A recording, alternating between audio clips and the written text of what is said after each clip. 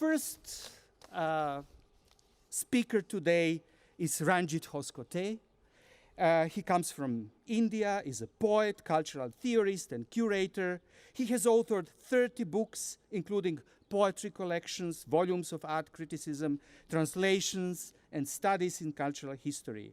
His essays on art, architecture, literature, and the politics of culture have been published in international journals and anthologies. His key research interests include the history of transcultural encounter and the possibility of a critical insurgent cosmopolitanism. Hoskoté co-curated the 7th Gwangju Biennial 2008 and was curator of India's first ever National Pavilion at Venice Biennial 2011. His collection of poems entitled Jonawal was published by Penguin in 2011. The title of the talk is Translation, Anamnesia, Resistance. Ranjit, please, the floor is yours.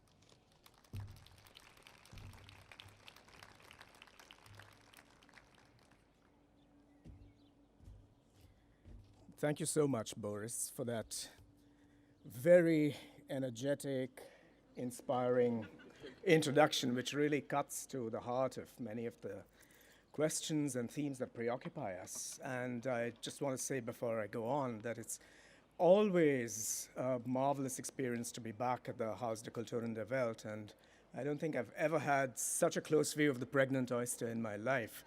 But thank you very much, Bernd Scherer, Olga von Schubert, and all the colleagues at the House for creating these marvelous occasions where we can come together and discuss the perplexities and adventures that we're engaged on.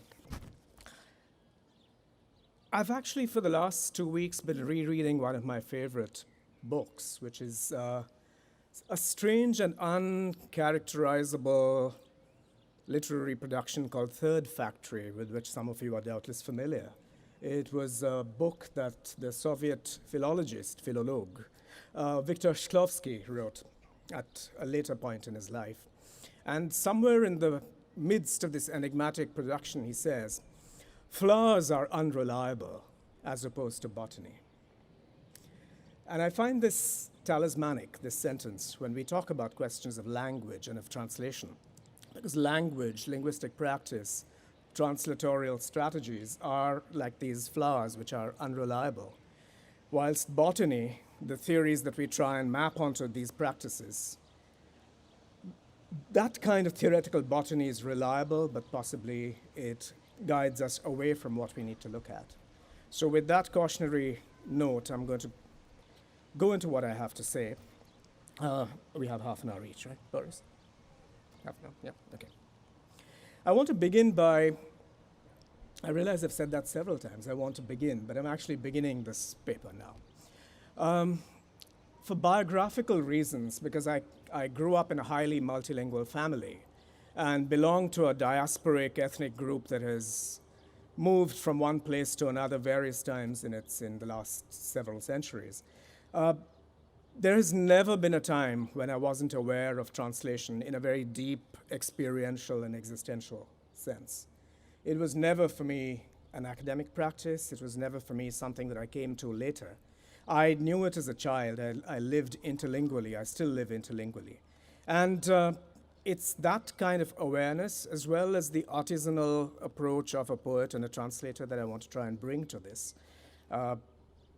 And I therefore take it very personally when translation and the conditions of diversity and of interlinguality on which translation thrives, when those conditions are threatened, as they are threatened in my country at this point, in India, when they're threatened by politics that is unitary, that is centralizing, that flattens diversity, and that is in love with a notion of the standard. Something you alluded to, Boris. The notion that there might be universal strategies of dealing with language, with experience, with expertise, and that anything that is, as I said, quoting Shklovsky, unreliable, is suspect. And in a context like this, when you have a politics that's based on abstractions concerning religious identity, linguistic orthodoxy, a sense of the nation state as being paramount, or notions of community identity that are hard-edged. What gets destroyed is the plurality of forms of being. What gets destroyed is the plurality of forms of communication. What gets destroyed also is the everydayness of code switching, as we would speak of it in a social linguistic context. In place of that, what you have are very, very hard-edged notions of correct speech or correct rendering. And in any reasonably complex society, it is these everyday accidents and moments of code switching, of moving from one register to another, of cutting against the grain of language, that is what makes linguistic and all other forms of affective experience meaningful. And that's the political context in relation to which I want to develop these remarks. So over on the one hand, you have an understanding of language and therefore of translation that comes from what is finally a romantic legacy. The notion that a particular nation, a particular community can only be linked to one kind of language, and that that language has a very clear definition. And I'll say more about what I regard as the very spurious notion of the dialect as I go along. Linked to this understanding of language is the dangerous doctrine, and I'm very painfully aware as I say this that I'm in Berlin, the dangerous doctrine of a mystical national collectivity. Over against that, what I want to reach out to in these remarks is notions of transregionality, notions of how osmotic language and linguistic practice can be, and how through that kind of osmotic linguistic practice, which calls upon and summons us to translation, we fashion ourselves in the space of an improvised sociality. Yes, so to bounded, territorial, romantic notions of national language, I would oppose this kind of osmotic transregionality and an improvised sociality. And in this context, I would suggest that, and I will build on what Boris said, translation cannot be seen, as it too often is, both in literary and in everyday circles. It cannot be seen as simply a practice geared to teleporting texts from one language to another. With all of the deficits and gains that are attendant upon this transfer, and there is, of course, a vast academic literature as well as debates, theoretical disquisitions, translators' memoirs, and so forth that deal with this question. They all rest on the dogma of the original, on the dogma, on the almost theological certainty that there is an original text, that knowing it is a talisman of authenticity, and that all translations are somehow deficient. I want to try and take another kind of view of translation here. I want to be able to think about the expanded definitions and applicabilities of translation as an unpredictable medium, as something that has not only instrumental but also transfigurative qualities. Translation as a medium that can be expansive, that can improvise. Translation not as a subset of linguistic practice, but sometimes as a superset of cultural life. Something that makes culture possible, something that transforms culture in radical and unprecedented ways. I would like to argue, modestly enough, for translation as a poetics of self-dismantling, and for translation as a politics of self-refashioning. I want to look at occasions historically where translation has actually served these purposes, where it's done these things that I claim that it's done. And as an aside, I'm just going to remind us of how central to the originary moment of print modernity translation was. I hate to offend my German hosts by pointing out that the Gutenberg Bible was not actually the first printed book in history. That honor goes to a text called the Vajrachedika Prajnaparamita Sutra, the Diamond Sutra, which was printed in Dunhuang in China in 868 AD. So whether you're looking at the Vajrachedika, which is a Chinese translation of a Sanskrit original, or the Gutenberg Bible, a Latin rendering of a Hebrew and Greek original, we're looking at translation at that moment of print modernity that then went on to define everything that we take for granted by way of our contemporary lives. And along with that come all of these questions. How do we reclaim a past? How do we assert the agency of a vernacular? How do we deal with the classical, what does that even mean in terms of a living legacy? How do we revolutionize access to language and at the same time open up questions of authenticity, originality, and the version? So these are by way of my opening thoughts. And as a roadmap, I want to dwell on three signs. I want to think of translation in relation to what I've called anamnesia. I will then go on to try and spell out a few remarks on how translation can build into a form of resistance. And I will then dwell a little on a very vexed term that both defines our lives and yet summons up our critical responses, the notion of a cosmopolitanism. I'll begin with anamnesia. Anamnesia, as many of you know, of course, is at one level a refusal to forget. It's a form of recollection. But also, and interestingly, the etymology takes us to an inventory of symptoms and tendencies. Anamnesia is also the word we use to describe a patient's medical history. And I would reach for a Sanskrit word here to talk about amnesia. The word is abhidnyana, which is a very particular kind of recognition. It's the recall of what was always known, but which has become eclipsed over a period of time. And under this sign, what I want to do is to recall a brief genealogy of pivotal moments, traces, experiences, institutions, where translation has played the kind of formative political role of the kind that I indicated in my introduction. So I'm going to look briefly, and as far as the light allows, at 7 of these crucibles or contact zones. Has something come on?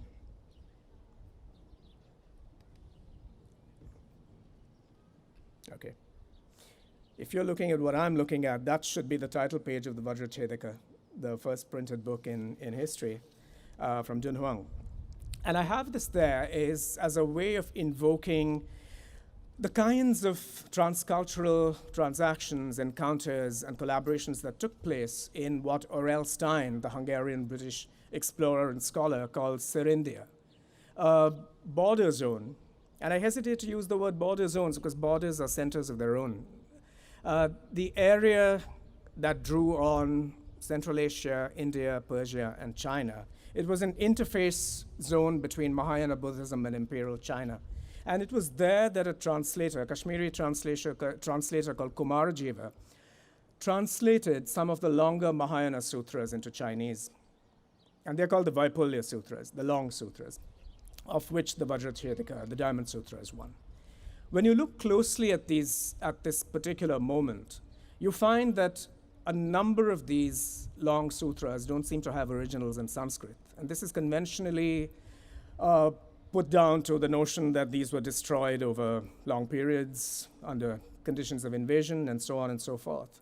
But I think it's possible, or at least it's not impossible, that the long sutras were not actually translations of pre-existing originals.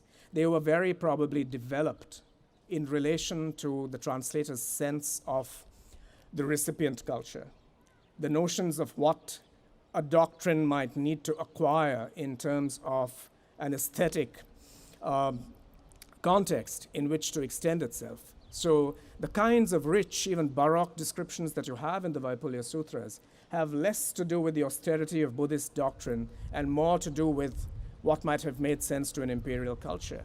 So I have this as an example of what translation can do and mean as not simply a transfer of one set of resources to another context, but as how, in fact, it can mean a reimagining, a revisiting, and a comprehensive remaking of the so-called original. So that's one of the moments of translation that I want to place before you. Because I also want us to think about how translation is not only this kind of in-between space of transference, but it is actually a zone of active cultural imagining. I'm going to move on to, if you're seeing what I'm seeing, that's Baghdad in the 8th and 9th centuries. An institution called the Bayt al-Hikmah, the House of Wisdom, which was what we would today call a kind of Hakave space, actually.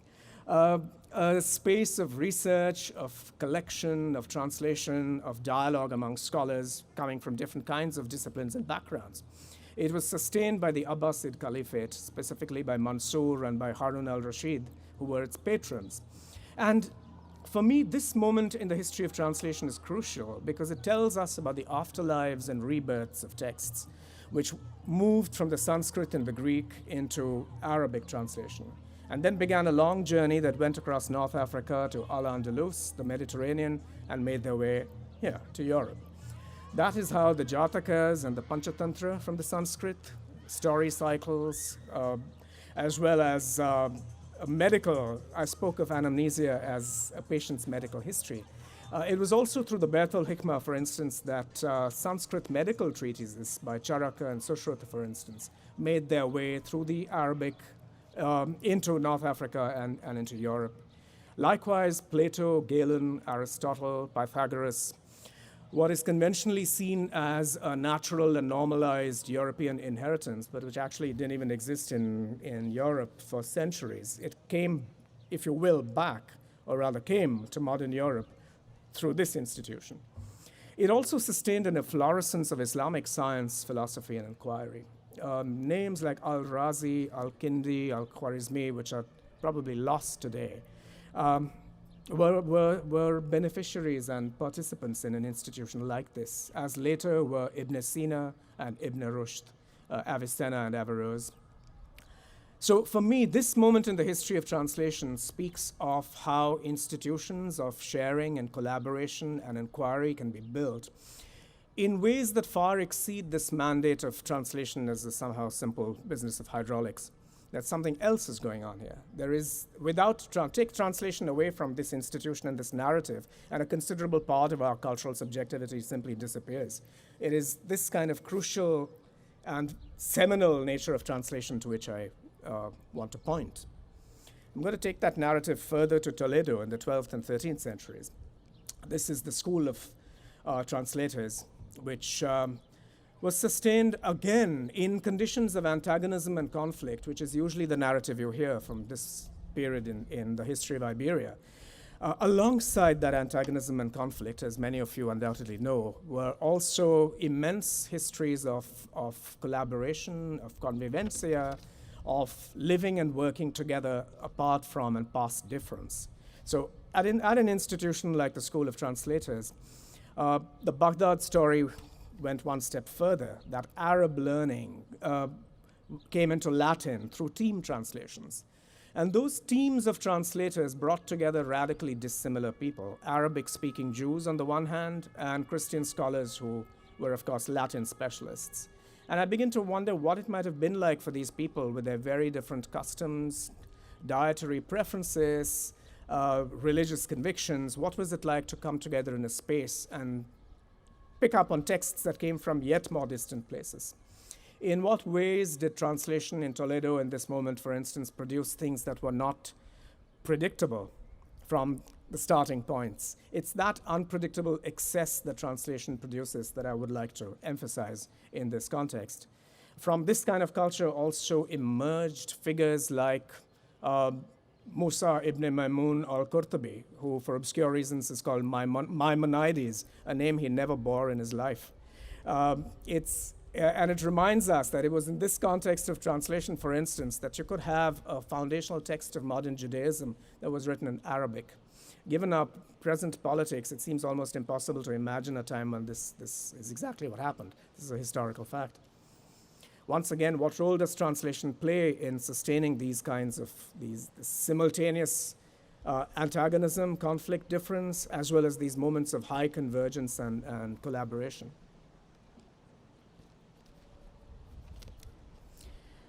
That closer to home is the world of Agra, Lahore, and Delhi. The painting is actually in Dublin. And it comes from an album that celebrates the Emperor Akbar, who was a syncretic, versatile figure who invited to his court protagonists, exponents of diverse religions, and inaugurated the great translation projects that Mughal India should be famous for. I'm not sure it's famous for it in the larger world, but it's really the Mughal emperors who set going the translations of not only of the classics, of the Ramayana and the Mahabharata, which are the great Indian epics, but also of story cycles like the Panchatantra, as well as works written in languages that have fallen below the radar as far as most people are concerned. And I'll come back to that point. Languages like Awadhi and Braj Bhasha, and I'm aware that I'm simply bombarding you with strange chimerical names, but I'm asking for your patience. I will annotate these languages shortly. The reason I put this forward is because Mughal India is one of those periods in our history which is currently under the scanner as far as our dispensation in India is concerned. They are eager to present it as a time of Islamic orthodoxy and rooting out of diversity and so on and so forth. It's exactly like some of my compatriots who criticize Sheldon Pollock, who actually knows his Sanskrit, which they don't. It's exactly like that. And awareness of detail would transform our sense of what the lived reality of this period was, how very multilingual it was, and how translation was a survival tactic. Translation was also a way of enriching and expanding and refashioning the self. So I find myself inspired by these examples precisely because in our professional lives, if you will, we're all too often confining ourselves to a particular text, a particular author, a particular set of occasions in what is finally the publishing industry of the literary world. I think it actually blows some of those preconceptions away if we look at how risky an activity translation was at various points and what kind of wager on subjectivity and selfhood it involved. I'm going to now move on again in the course of these remarks to 3 examples where I'll dwell specifically on how translation transformed doctrine. So far I've been talking about translation where the self is expanded. But what happens when translation actually transforms religious doctrine, which you would assume, commonsensically as it were, you would assume that that was impossible to touch. The translation simply had to fall down and worship and do its best. But I'm offering you 3 examples where you actually have a certain latitude towards these things. If you're seeing what I'm seeing, which you probably aren't, are you seeing a very misty stone on which there are Greek characters? Okay, fabulous. That is the Kandahar Edict. That is one of Ashoka's bilingual, one of his bilingual edicts. Ashoka was an emperor who ruled India in 258 BCE. Olga, I have to apologize. You emphasized the number of posts, and I seem to be heading the other direction towards the pre-colonial and the pre-modern. But the reason I have this here is because Ashoka, some of you might know this, but for the record, he was a highly unusual ruler. He presided over a genocide and in eastern India, which transformed him. And he gave up war, more or less, converted to Buddhism, and then threw all that passionate energy into spreading Buddhism. And one of the means of doing that was to have these rock edicts for his people across what is South Asia. So this is actually in Pakistan. It was discovered in 1958. It's an edict. Essentially, it's the message of the Buddhist Dhamma, or the moral order, in Greek and in Aramaic. They're both translations of an original text which was written in a language called Magadhi, but I won't bore you with details. My point here is that the word Dhamma in a Buddhist context has a very particular meaning. It is the notion of a moral order that does not rest on the presence of any divine principle. Buddhism does not have a god. The Greek word by which Dhamma is rendered in that edict is Eusebeia. And Eusebeia, as some of you probably know, comes from a very different religious context where it refers to a piety that's based on honoring the gods and therefore receiving the blessing of the gods. So what does that tell us about an emperor who was utterly committed to his Buddhist beliefs, but who could yet, in the context of reaching out and making common cause and arriving at a certain ethical understanding together with his subjects, who was willing to use a translation that he or his collegium knew to be inaccurate? So I want to dwell here on a particular kind of inaccuracy in translation as related to a doctrine. It's not Dhamma at all. The assumptions on which Eusebeia rests are completely the opposite of the assumptions on which the concept of Dhamma rests. And yet you have here a moment, if you will, of a compact between a ruler and his Greek-speaking subjects, where another kind of affective extension is made, and that seems to be more important than the notion of a strict literal accuracy. More ancient Indo-Greek pictures. Do you have two coins up there? A reverse and an obverse. Okay, that's an example of what's called Bactrian Greek coinage. It comes from 100 years BC, 100 BC.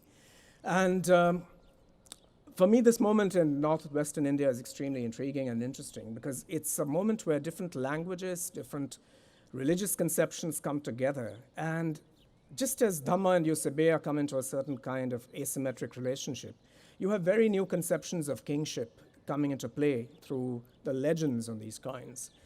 Because you have a notion of divine kingship that emerges essentially from a Persian and Greek context coming into India.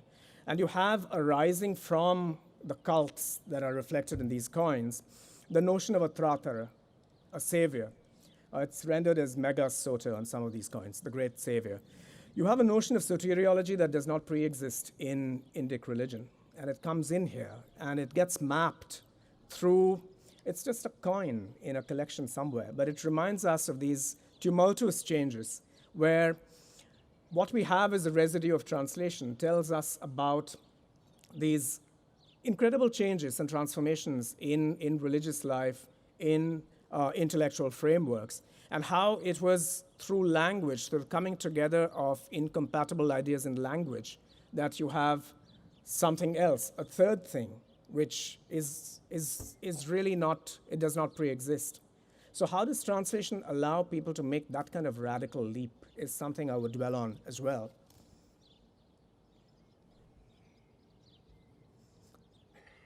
And I have lost the cursor.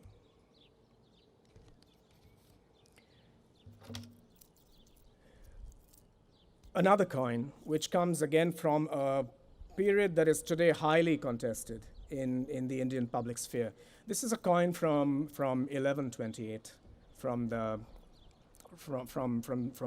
mid 1100s, and it's a coin that was minted by Mahmud of Ghazni, Mahmud Ghazni, who is demonized today in the Indian context as an Islamic invader.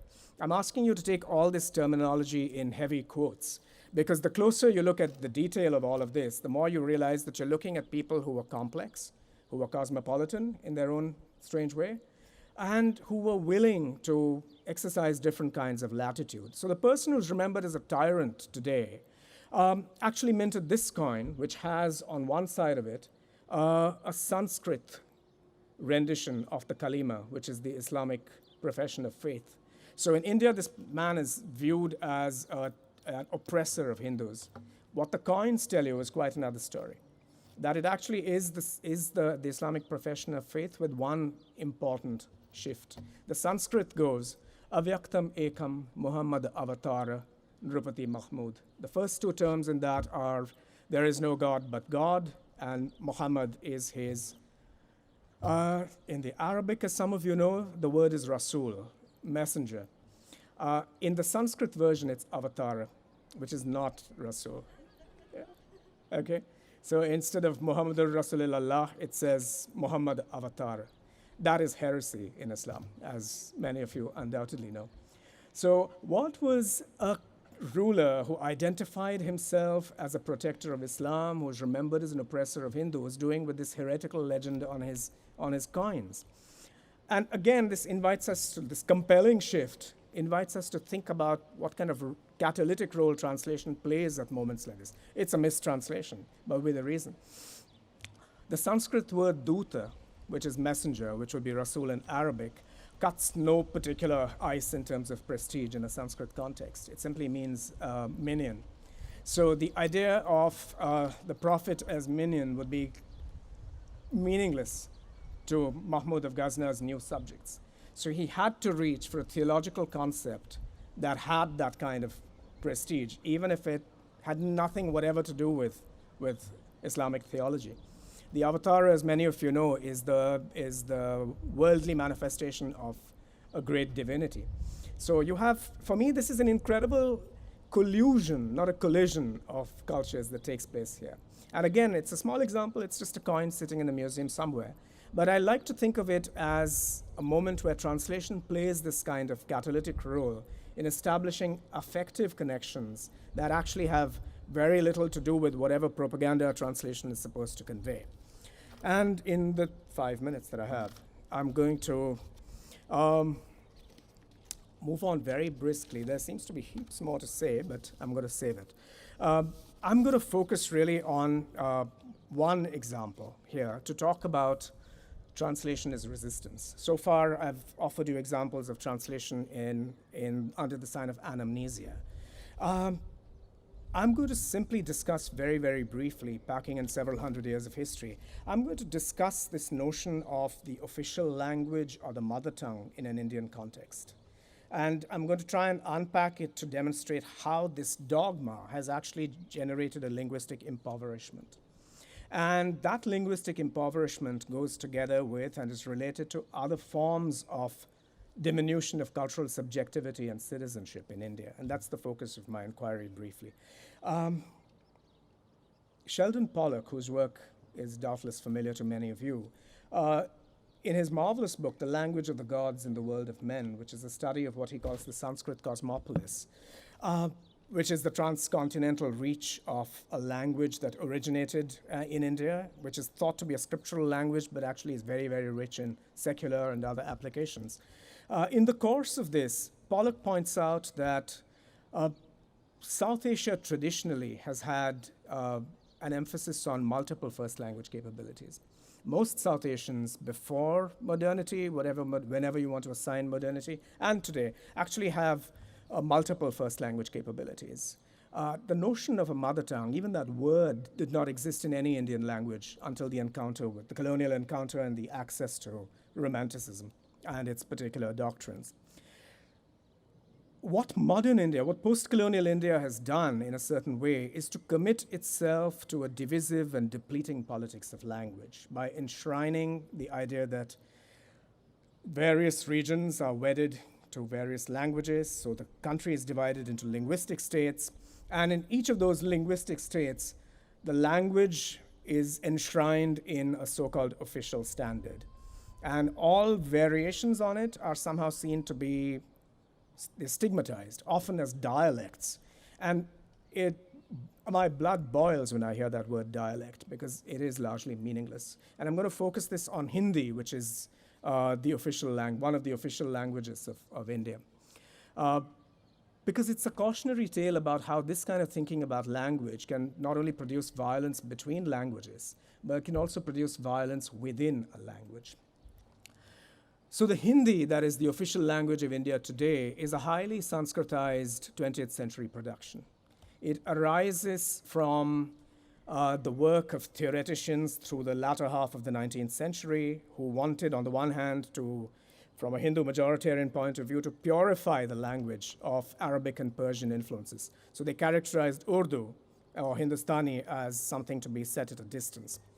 They also declared war on what they felt to be, for all kinds of reasons, feudal, ornate, or unduly erotic uses of language. So languages like Awadhi and Braj Bhasha were derogated, and so many different names. A language called Khadi Boli was used as the basis because it seemed to be robust and masculine. There's also a strange debate about masculinity, which undergirds these choices.